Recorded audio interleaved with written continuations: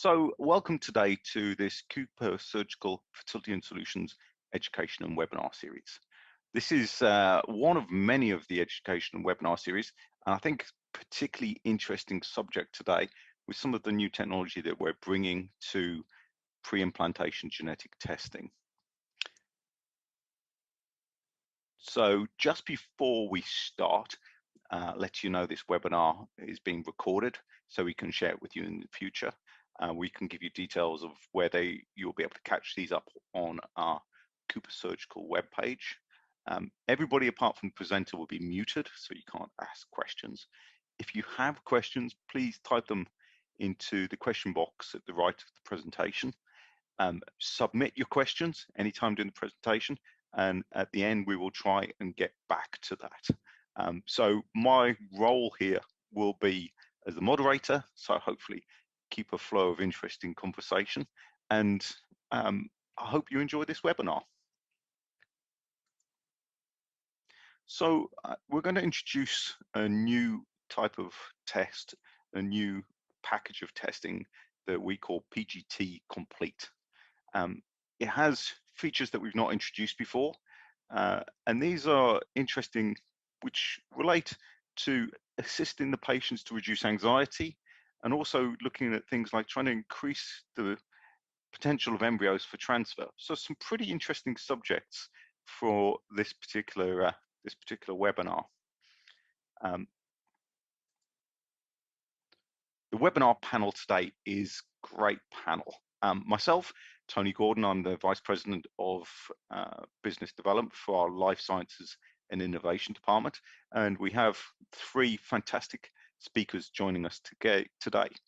The first, who really should require no introduction to anybody who knows the pre-implantation genetic testing field, is Professor Mark Hughes. Mark is a PhD MD. He's PhD from the University of Arizona Medical Center. He's MD from Baylor College of Medicine, and then he went on to do internal medicine and subspecialty training at Duke. He's published in Nature Science, but his probably main claim to fame, I think we would say, is he really started off a new area of medicine, pre-implantation genetic testing. Back in the early 90s, he was one of the first people to realize that he could get genetic information from single cells.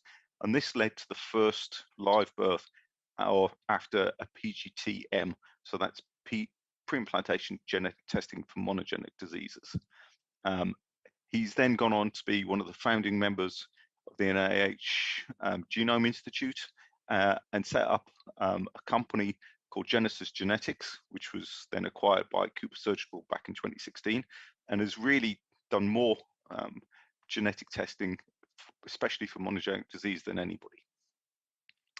Our next speaker and guest here is Dr. Serena Chen. Serena is the Director of Reproductive Medicine at the Institute for Reproductive Medicine, IRMS. She graduated from Brown University in Providence, Rhode Island. Another Dukey, she attended Duke University School of Medicine, and where she decided, I love this in her CV, where she caught her first baby. Well done in catching, and she became an obstetrician gynecologist. She did her training in obstetrician gynecology, REI, and infertility at Johns Hopkins University, Baltimore. She's a founding partner at the Institute for Reproductive Medicine and Science, and she serves as the Director of Division of Reproductive Medicine at the Department of Obstetrics and Gynecology at Cooperman Barnabas Medical Center, and is an Associate Professor at Rutgers and St. George University School of Medicine. Our third speaker comes from Cooper Surgical and is Josh Blazek. He holds a PhD in genetics and developmental biology from Purdue, where his work there focused on the molecular origin of osteoporosis in Down syndrome mouse model. At Cooper Surgical, he's our Senior Product Development Director in our Life Sciences division. And a lot of the technology that we're talking about was really developed by Josh's group and is really cutting edge and brings some very interesting new forms of testing to this particular area. So that's our speakers, and what we're going to be talking about. Well, there's a few things that we're talking about and some really interesting questions for not only the science side, but the patients and the ethics. And this is our test called PGT Complete.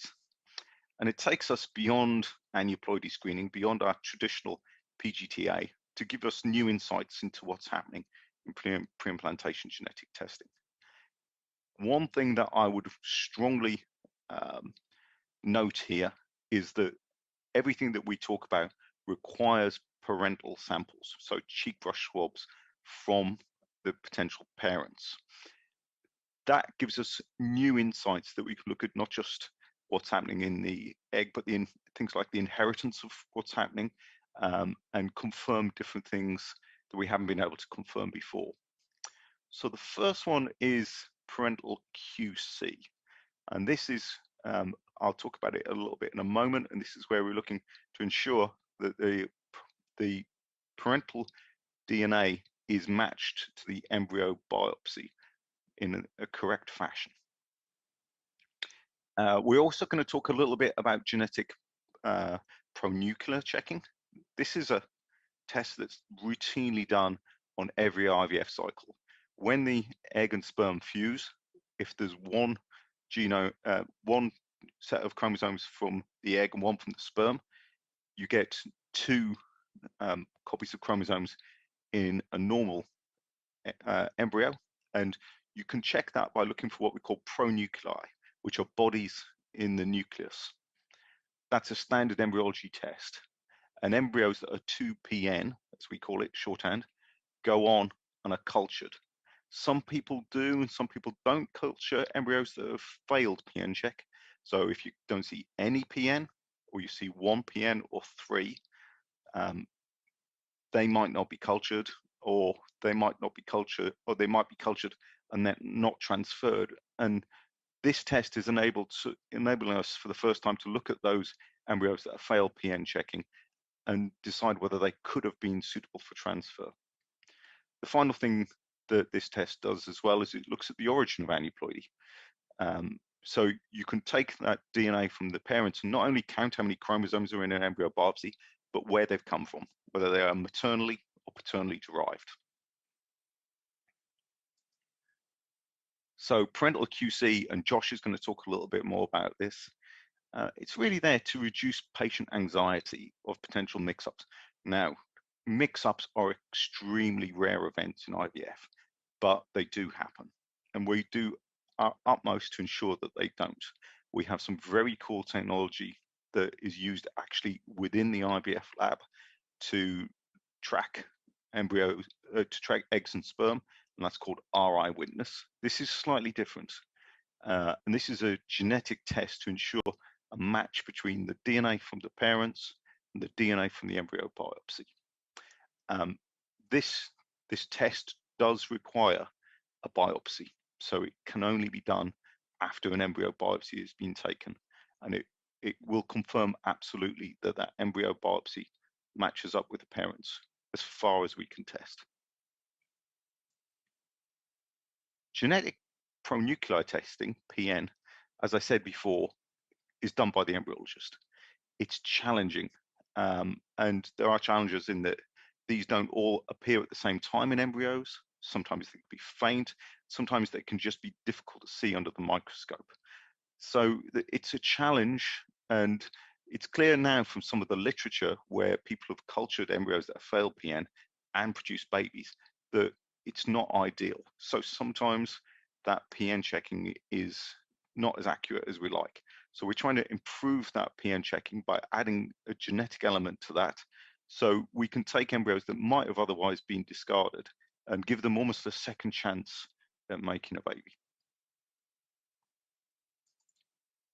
The final thing that we do here is origin of aneuploidy. We know that most aneuploidy is maternally derived, especially with advanced maternal age. And to be honest, this is one of the major factors why advanced maternal age ladies are in IVF centres. up to 80 to 85% of aneuploidy is from the mom. And we can test that, but we already know that. So what will this help us to do? Well, not all aneuploidy is from mum. Some of it is paternally derived. And there might be instances where there might be concern that embryo is paternally derived, and we want to look for that. Or if there's more aneuploidy at a younger age, or other factors, or even if people have gone through the IVF process and found no euploid, no embryos with the right number of chromosomes, and they want to make a decision about gamete donation. So they might want to use donor sperm or donor eggs, and it helps with that process. So there's some really interesting new tech that we're bringing to this area. I'd now like to welcome Dr. Serena Chen to talk about some of the issues that this new testing is going to bring to us. Serena. Thank you so much, Dr. Gordon. I appreciate the opportunity to speak here to you today because I'm very, very excited about this technology. And PGT Complete, I do believe, is the new standard of care. And obviously, I'm here on behalf of Cooper, and they this is a new product for them. But in reality, I think all of us will think about this in a few years in a way of why haven't we always done things this way? Just as nowadays we think of PGT-A, why would we ever transfer untested embryos? I think we are, at that point these days. Certainly at our program, you can talk to patients and say, do you want to do testing on your embryos? And they often look at you and say, why wouldn't I test my embryos? Why wouldn't I want a normal embryo? That's where we're heading. And obviously we all, we could talk about barriers to care. One of the biggest issues here is, of course, insurance coverage. But conceptually, this makes a tremendous amount of sense to me, and I think will make a tremendous amount of sense to the patients. And this question, how do I know? How do I know that this is really my embryo, my egg, my sperm? How do I know? If your patient doesn't look you in the eye and directly ask you this, I will tell you it's in the bubble over their head. They are all thinking about this and wondering about this. And from a patient perspective, seeing patients all the time, every single day, and being part of kind of the trying to conceive community on social media, being very active in that area and having a lot of direct interactions with patients and patient advocates, I know something about their point of view. And they are all thinking this way. And their view of this test is going to be, well, of course you're doing this, aren't you? I'm surprised that this is something different or new. Because I thought you were already doing this. So I'm very excited about PGT Complete. I do want to talk about the doctor's perspective. I am not a fertility patient right now, but I do think I can speak from their perspective as well, a little bit. So for us, I think for physicians, and we've talked about this a lot because this has been in development for a while. I brought this up, I can't remember, a few years ago and said, I would like you guys to do this type of testing. I would like you to be able to give me this kind of information. And when we first started talking about this, it was not a comfortable conversation. It was very awkward. It's, as I said, that question, is this really my embryo, is in the bubble over patients' heads. And for doctors, it's the elephant in the room. We tell patients, we take every single precaution. mixing does not happen, but we know that mixing does. And in our shame and blame current medical culture, this makes it very, very difficult to talk about. So all of us in this webinar definitely understand that perspective and understand how the initial framing is always from this perspective, because this is how we are trained. This is the medical system. But the problem is real. We all know it happens. And, you know, we really cannot ignore it anymore. And now that we have the tools to be able to solve this problem, you know, we don't have to feel awkward anymore. We can reframe this whole conversation, instead of being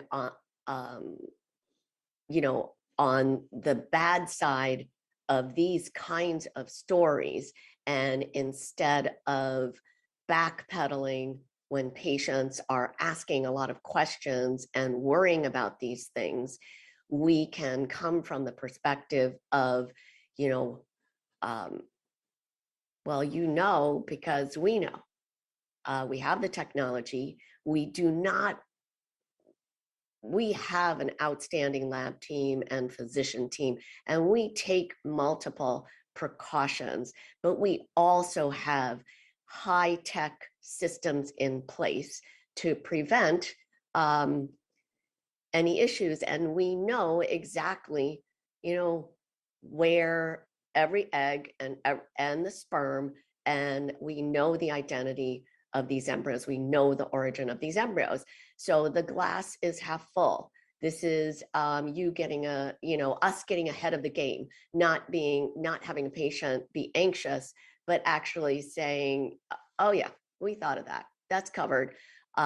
Because this shame and blame system that we have of, oh my God, there's been a mistake. The IVF industry needs to be regulated. The doctors need to be regulated. We all know that regulatory and legislative process, it does not make good medical care.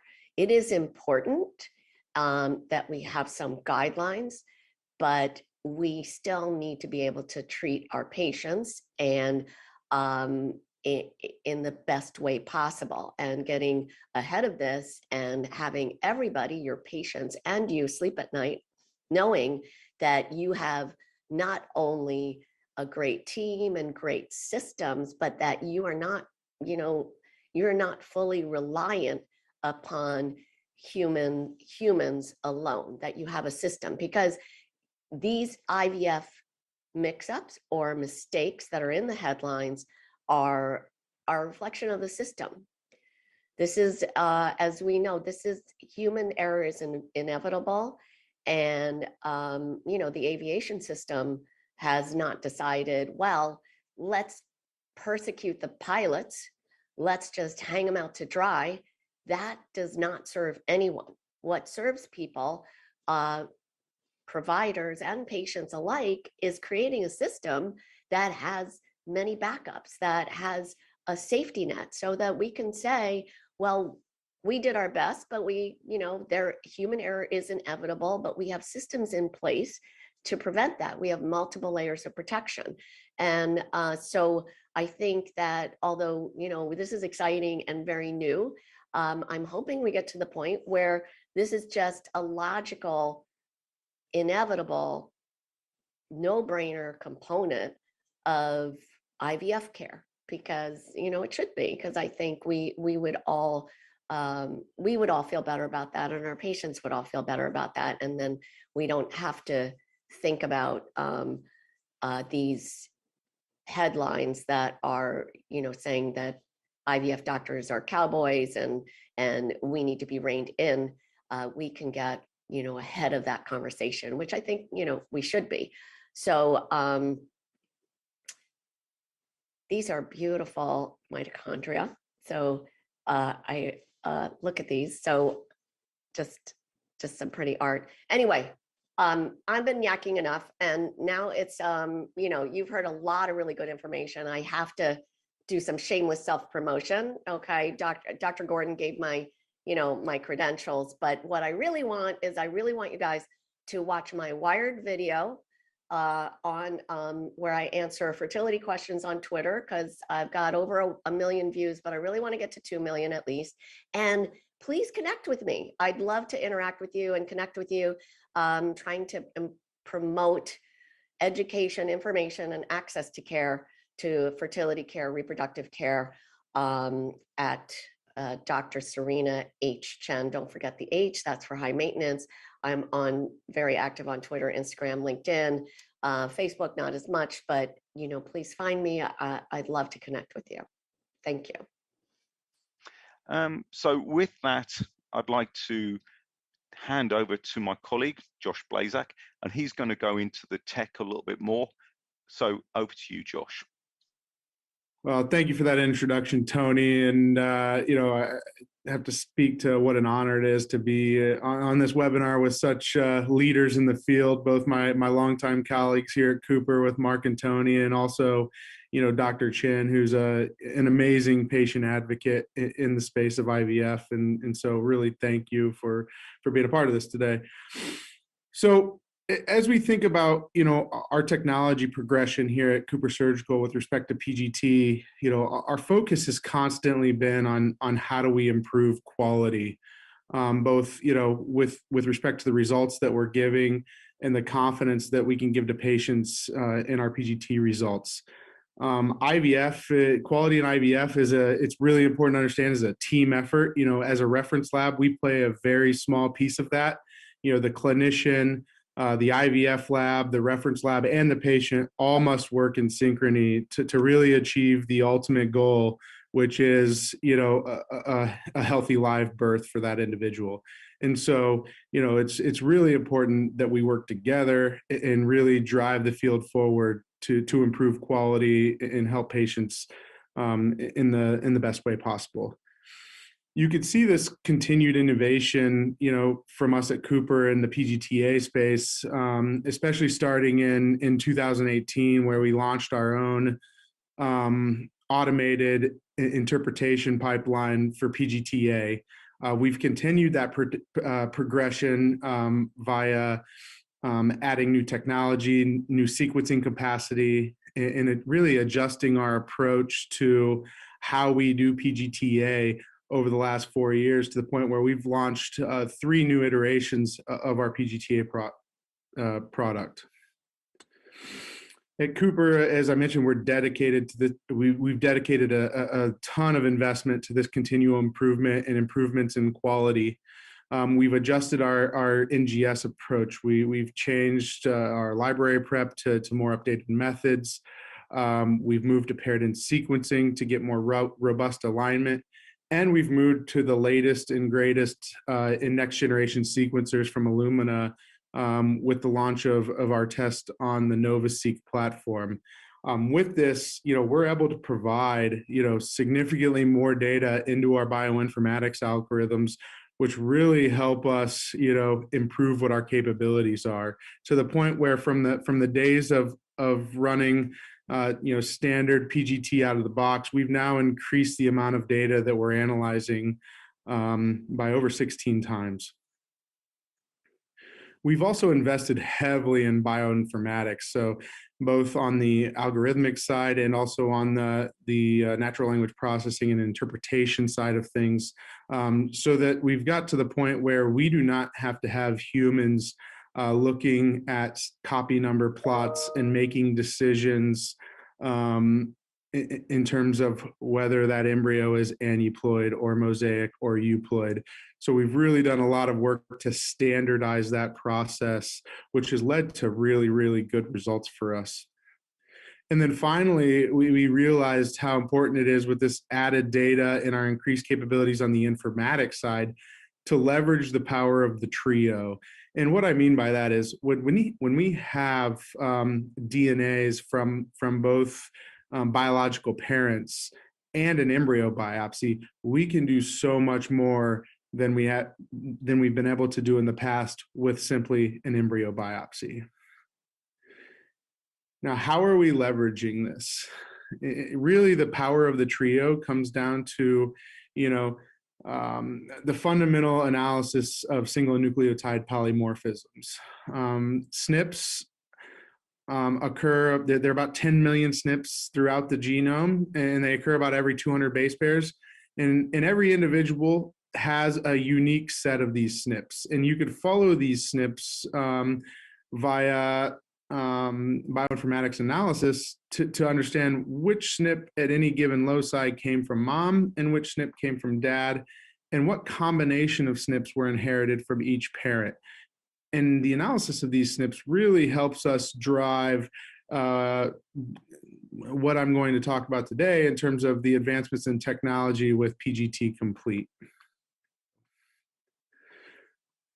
Now, the newest thing that we've come out with, which is really exciting, is PGT Complete with this parental QC feature.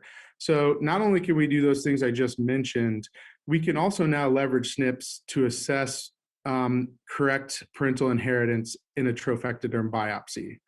So in general, your expected inheritance is that, an offspring from biological parents would inherit 50% of one parent and 50% of the other parent's DNA, and that's an expected pattern. We could also see unexpected inheritance, where maybe you get one embryo where you see a paternal contribution, but you don't see a maternal contribution, and vice versa. You could see a maternal contribution, but not see a paternal contribution. Or in some instances that are very rare, you could see no contribution from mom or dad. Now, when we see unexpected inheritance in an embryo, what does that mean? It's really important to know that this test is designed to identify that unexpected inheritance pattern, but it's not necessarily designed to tell you why. So there could be a number of different scenarios that could cause an unexpected inheritance pattern. And in our experience from past cases where we've had differences in results from maybe what we expected, or things popped up on ultrasound that didn't necessarily jive with the PGT result, what we found is that, the most common discrepancy that we see actually comes from a PGT result that was 46XX, and an NIPT result from that patient comes back as 46XY. At Cooper, we're really dedicated to understanding why these things happen. And so, we go above and beyond these investigations to make sure these patients get answers. And so because of that, we've got a large swath of data that shows that, when this happens and you see an XX in a PGT biopsy and an XY in an NIPT, most of the time that's caused by maternal cell contamination in the biopsy. When we get DNA from mom and dad, we run SNP and STR analysis, we could see we only see maternal alleles in that biopsy. Other things that will help us, that this will help us identify, and I think it goes hand in hand with the PN checking, is this will allow us to now identify genome-wide UPD, either paternally derived or maternally derived, which may occur at a higher incidence in those embryos that have abnormal pronuclei, as Tony was mentioning, at the early stages of development. It will also help us understand, if there's exogenous contamination in the biopsy. And then, finally, in the instance or rare occurrence that, either that embryo doesn't belong to the parents or gametes were not used properly, we will also be able to flag that, overall giving the patient a lot more confidence in that result that we're providing them. So in summary, we tested over 189 trios and made over 2,500 comparisons here with incorrect parental DNAs. Overall, we're able to accurately identify expected and unexpected inheritance in the trophectoderm biopsy 99.7% of the time, which gives us a ton of confidence going forward. And really, just having this added level of knowledge and security for patients, gives them more confidence in our PGT result. We want to make sure that what we're providing these patients is accurate information, and that when they transfer that embryo, they will not have any surprises. And this helps us, this PGT Complete product helps us take that to the next level. And we're really, really excited about that. So thank you. So thanks for that presentation, Josh. Really very informative. So what a great presentation there, Serena. You've embarrassed me here because I forgot one of the key points here, that you were the person that asked us to do this in the first place, that asked us to do this parental QC. And I love it when we get a request from somebody like yourself, eminent customer, and we're able to come along and bring something novel to back to you and for your patients, led by requests from Tony, customers. it took you a little while, but I was patient. Yeah, we're not the fastest moving organization, but we get there in a really good quality fashion. That's absolutely true. So Serena, question to you first off. It's a balance between informing patients and not scaring them. And, the things that you can do, multiple systems, how do you try and get that balance between informing people without, seeming like we're trying to, as the press would have it, scaremonger or something like that? Well, I think a lot of it lies in the physician-patient relationship. And we know that we have so many outstanding physicians in our community, and they create a relationship of trust. And when you're coming from that place and you genuinely care for the patient, and you're not trying to you're not trying to sell, you're trying to inform and educate and put them in a position of really understanding pros and cons and indications and material risks and benefits and alternatives, rather than having a CYA conversation. I think the patients sense that, and they and really appreciate that, even when you're talking about difficult and scary things. So, and I also think it's important to frame things and make things relevant and real. And I also think transparency makes a huge difference in raising trust or creating trust. So the more transparency, the more information possible. This information, the technology is super complicated and very interesting, but I do think we can explain all of this technology in a way that patients can grasp in a very real way, so they can make decisions for themselves, and they can say, that makes a lot of sense. I understand that. I see how, yes, you are checking identification when I bring the specimen to the door, you're checking my bracelet, and I see that you have this in this technical platform that is also checking things from the other side, and I feel reassured. So I think a lot of it is, dependent upon the physician-patient relationship, and I do think, I have to say, when I've been in this field for almost 3 decades, and when I first started, the culture was a little bit different than it is now, and it was, I would say, more patriarchal, more opaque. And I think in that environment, we do have data from the malpractice companies about how that kind of environment actually leads to increased risk for lawsuits and things like that, and mistrust, because it generates mistrust. Whereas in this day and age, where you do have a lot more information and openness, and the patient voice has become, and patient autonomy is now at least a little bit more valued in our system.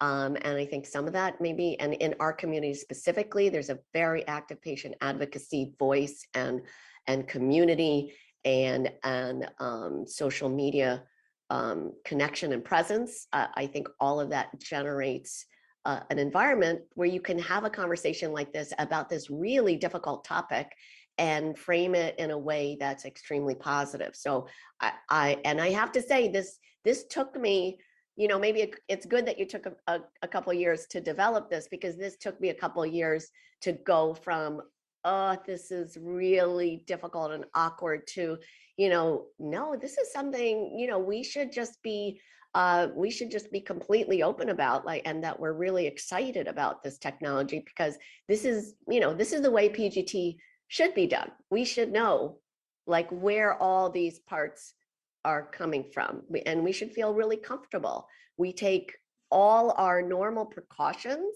the embryologist is checking in, the doctor is checking in, anesthesia is checking, nurse is checking, we're checking the tubes.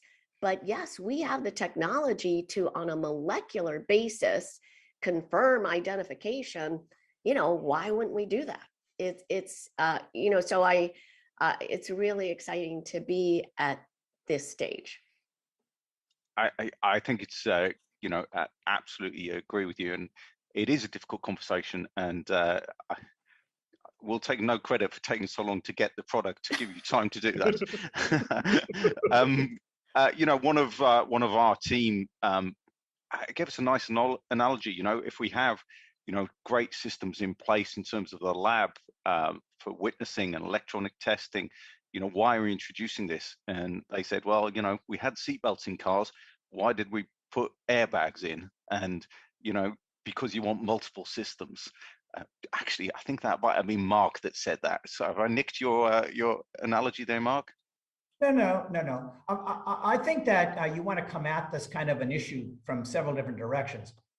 So with a system like RI Witness, I sort of think of that more from a supporting of the IVF lab systems. It's an ongoing daily confirmation that all is going well in the lab, and it supports and underscores their existing protocols. And parental QC is mostly, in my view, a reassurance of the patient and an opportunity to have a last moment answer that all is okay. Patients read about mix-ups, as has already been mentioned, and if they haven't said it verbally, they've certainly thought about it. And so you can decrease their anxiety, and you give the clinic last minute quadruple check. So like for samples that have been stored a long time, or they came from another clinic, or maybe there's a straw that's difficult to read or something. So yes, I like this metaphor about the car where they come with seatbelts and airbags, but I'd really like to have a backup camera, and I'd like to have some lane swerving warnings and some blind spot warnings. And when I change lanes, I want it to remind me there's somebody there. And so technology will add to the safety and reliability of this whole process. And parental QC does just that, which reassures the patient. I think absolutely right, Mark. And obviously that doesn't refer anything to the standard of your driving, so that's all good. But we drive on the right side of the road over here. Of course, yeah. So, Serena, do you ever take samples from embryos from other labs, or embryos that were stored before you have the systems that you have in place now? Would that be a reason why you might use parental QC? That might be a very good reason. We do tell all our patients, we would rather that you not move your embryos, honestly. We're happy to do all the ultrasounds, all the blood work, but we'd rather you get on the plane and not your embryos. Because we are very aware of those issues. And I am not allowed to accept embryos until the lab director has thoroughly combed through all the paperwork, and it would pass FDA very close inspection. Every I is dotted, every T is crossed. It doesn't matter what lab it comes from. It has to be perfect, because we cannot we cannot take that on. So that's that's a very good point. Yeah. One of the things that we've spent a tremendous amount of time thinking about is what this can tell us about a cycle. And Josh kind of mentioned it in his presentation. If we do see something that is non-concordant in our testing, it's not necessarily that it was a non-match. You can see things like contamination, or as Josh mentioned in his presentation, extreme amounts of aneuploidy could disturb the pattern so that we'd have to investigate further. But maybe Josh, you can talk to us about, if we do see something that is of concern, what is our process that we will then work with the IVF clinics before we ever get anywhere near having to inform patients, so we're absolutely certain of what we're doing here. Yeah, absolutely, Tony. So internally here at Cooper, we've assembled a team of subject matter experts across all facets of our organization, including our R&D PGT experts, and then also our genetic counselors who will be communicating with the clients and the patients if it gets to that point, our lab teams, and then also our quality director. So in any instance where a non-match or an unexpected inheritance pattern would pop up, that team will get together, do an investigation, look through all of the raw data to make sure we're looking at all the data points that are available to us to try to understand what the root cause of that unexpected pattern is. And prior to sending a PGT result, we will try to resolve that. And if we can't resolve that, we have certain processes in place that we will look to, and depending on what the finding is, we may ask for a rebiopsy because we suspect maternal cell contamination or things like that. But yeah, each one of these cases will be handled by this team of experts and reviewed extensively prior to communication going out to the lab and the patient. So we really want to make sure that we're doing our due diligence as well, and then also offering potential solutions to address this and resolve any sort of non-match that we see. Yeah, that's I think that's really important. It's just, we don't find something and out goes the report. There is a real strong SOP that works through this before we get there. I think, Serena, that's something that your patients would really want to understand, that we do full investigations should we find any of these. Absolutely. Cool. We have a bunch of questions. Some of them are quite technical, so we'll just try and run through them pretty quickly because they are from the techie sort of side of questioning. Josh, how does PGT Complete handle mosaic embryos? So PGT Complete handles mosaic embryos very similar to PGT-A. We don't treat that differently from a perspective of looking at inheritance at the genome level. In terms of the parent of origin of aneuploidy, we're looking there at only meiotic aneuploidies, not mitotic aneuploidies, which are generally believed to be the cause of mosaicism.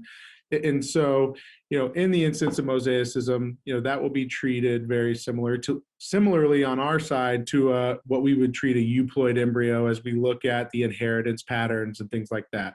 We understand that right now, data is continuously coming out, with respect to mosaics and transferring mosaics. And, there's a large subset of patients that are willing to, accept a slightly lower risk and go that route. And so we want to be able to provide them that information on those embryos as well. That's great. And Tony, can I just absolutely jump in for a second? This is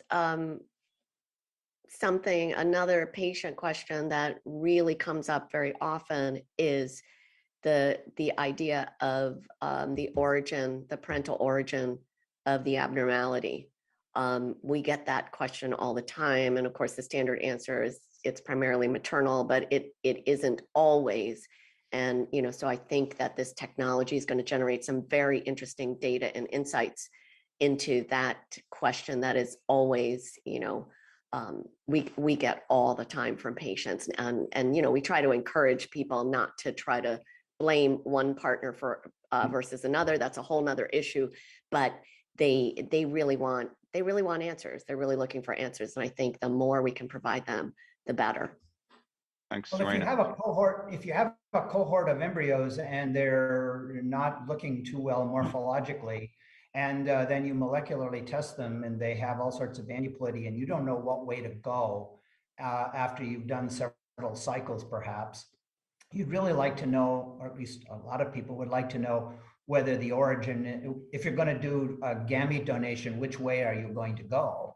And so in those kinds of settings, I think it's quite valuable. But I think just willy-nilly saying, well, this embryo had a defect from dad and these two had one from mom, that doesn't solve any useful purposes. And most of the time, you're going to get that kind of a mixture. I absolutely agree. Yeah. So I think us geneticists geek out about our fantastic new machines and sequencers and what we can do. But I think, it is interesting to consider what we have been able to offer with this, deeper sequencing. And Josh, I mean, this is something that is enabled to look at the inheritance patterns, the SNPs. This is really something that's quite different from the other things that people are looking at genome-wide sequencing coverage in PGT. Yeah, absolutely. So, as we continue our technology progression, in adding significant amounts of data, we're still, not getting to the level of depth of sequencing at any given SNP loci to be confident, in that one SNP and making in terms of, thinking things like allele frequency and whatnot. So that's really where our bioinformatics pieces come in, and we've been able to really develop some novel methods to interrogate these SNPs at still the low depth of sequencing we're doing across the genome, which really gives us an advantage because we've developed things that nobody's been able to develop before, which gives us a bit of a uniqueness. But also, as we continue to add data, it's only going to allow us to make to improve those algorithms, right? And so, little teaser here, we're not planning on stopping here with PGT Complete as we continue our development progression, especially with the capacity of sequencing that we have now with the Illumina NovaSeq, and be on the lookout for new things to come as well, because I think we're still going to continue to push and leverage our informatics capabilities, and our sequencing capacity that we've been able to develop with the new technology that we brought in house. Cool. There's a couple of quick questions. Can PGT Complete detect microdeletions and duplications? I think you have to define what microdeletions and duplications are, but let's say they are the kind of things that some of the non-invasive prenatal testing can test for. Yeah, so the resolution that we have, with our standard CNV calling or copy number variation calling for PGT-A is down to 5 megabases. So anything smaller than that become very difficult for us, with the exception of some of those cases where we're informed, where we know that mom or dad is a translocation or balanced translocation carrier, and we can actually know what we're looking for there.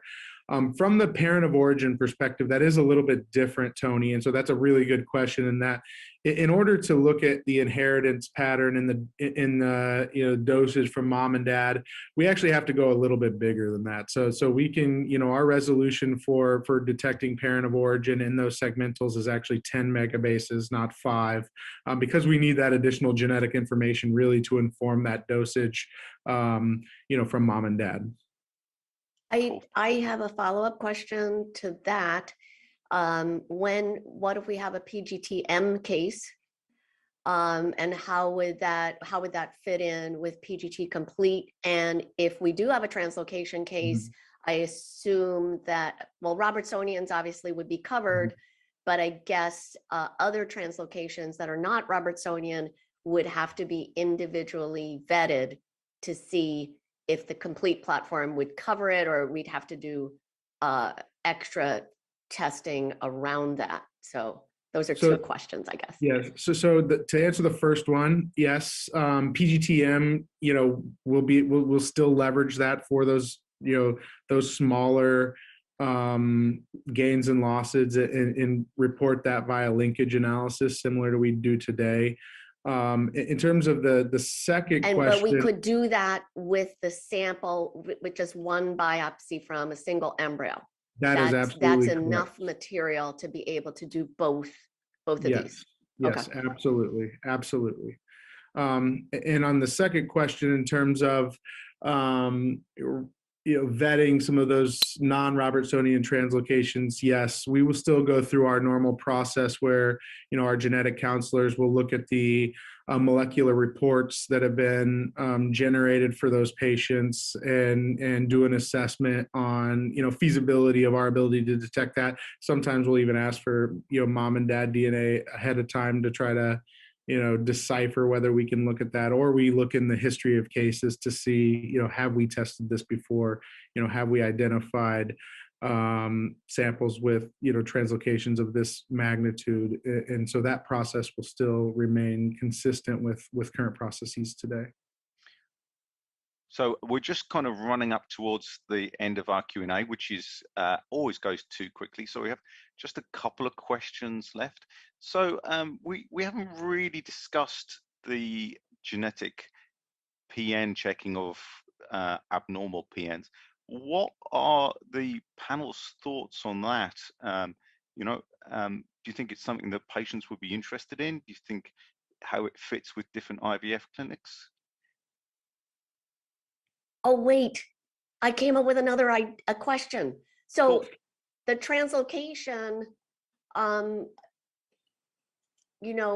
like the patients don't want to just know that the embryo is balanced. They want to know normal versus balanced. So how does this fit into that?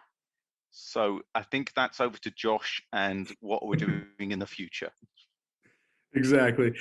Today, that has not changed, Serena, unfortunately. We are still in the position of balance or, euploid or balanced translocation. In that case, we are beginning to look into that to see if we can cover those breakpoints to improve the information that we're able to provide the patients on those. But to date, we're not able to do that yet. Okay, that's my next request. Hopefully you don't take several years to do that one too. That's Okay. exactly what I was going to say, Serena. Hopefully we'll be a bit quicker for you. That's officially a request, Tony. Official. It's going down. It's going down as a request. Yeah, and what are the panel's thoughts on PN checking? Anybody want to comment on that?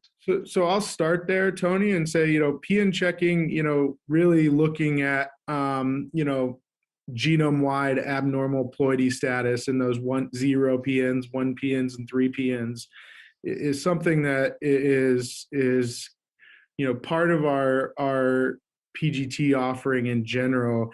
But one of the important things that Complete allows us to do is that in those abnormal PN embryos, there's a higher risk of having genome-wide uniparental disomy in the instant that those embryos, undergo other divisions to, quote unquote, correct themselves or whatnot.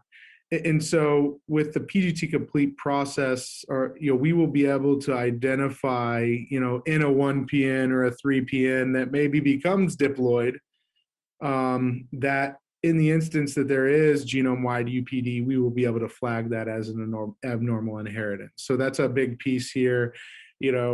Especially, understanding the impact of molar pregnancies that can happen from paternally derived UPD and things like that.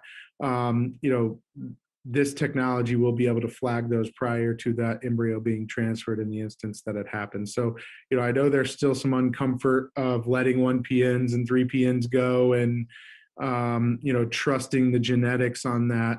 But I do think that, the publications and the literature out there show that a number of those are eventually diploid embryos, and PN checking is not an exact science. And so, there is data supporting, continuing to pursue and grow those embryos to blastocyst stage and then testing them. And this gives us a mechanism where we can test those and provide confident results on those. So thanks very much, Josh. I mean, it's going to be really interesting to see how, you know, we can really hopefully aid the embryologists, and by aiding the embryologists, aid the patients with the PN checking. Just one last point, and Mark and I were discussing this, looking into the future and looking at what this technology can do. You know, the way that technology is evolving, we're sequencing more and more, we're getting more information. We can look for SNPs, we can look for risk scores. But, you know, I think Mark had a great point about this and where we can go to in the future. Mark? Well, I think it's important to step back and just say that more is not necessarily better. And while all these technologies are adding more and more tools to the IVF toolbox, we at Cooper Surgical are mostly focused on improving the outcomes, not just testing for lots of things that no one has, or they're so rare that you'll never have a patient with it. So my view is that these technologies are quite helpful. They give us more and more data that gives us more and more reliability in the data sets. But when you start looking for all sorts of rare conditions that are just so rare, they're outrageous, it's sort of like, it's kind of like going to a dating site where before you go there, you've got this whole list of criteria of what you're going to look for. And you have so many on the list, so many criteria on the list that you walk away with no one. And that's what happens with embryos if you add too many criteria. So my view is you can get diminishing returns with over testing. But I do think that when you focus the testing on improving outcomes, which is like we were just talking about, I think one a really good one. And I'm excited about the future where IVF embryologists won't have to do PN checks. I think this is really a reasonable outcome. Because if you got a 3 PN embryo and it corrects to 2, that might be a normal diploid, but it has a 50% chance of having tossed out the wrong pronucleus or the wrong nucleus. And so you've got uniparental disomy of one or the other. And we can do all that molecularly instead of sitting there with super expensive video camera incubators and lots of time for the IVF doctors. You just do it molecularly. I think that's going to be pretty exciting. So that brings up my third and final request, because Dr. Hughes is absolutely right. That's the big picture. Ultimately, it's about outcomes. Ultimately, it's about the baby. And we have a tremendous amount of technology, a tremendous amount of information, but we are still not at the baby, not baby test. Ultimately, that's what I want. And I call dibs on the name, baby, not baby. Okay, you can use it, you know, if you're nice to me, but that's what we want. So Tony, also official, recorded, write it down. That's my third request, my next request. Well, I'm not sure when we're going to be able to get it to you, Serena. That's one of the things I'd say, but it's a great request because frankly, that's what we're all working for. And you know, with that fabulous endpoint, I'd just like to thank all the panelists today, Serena, Mark, Josh, and I hope you enjoyed it if you've been listening to this webinar. Thank you very much.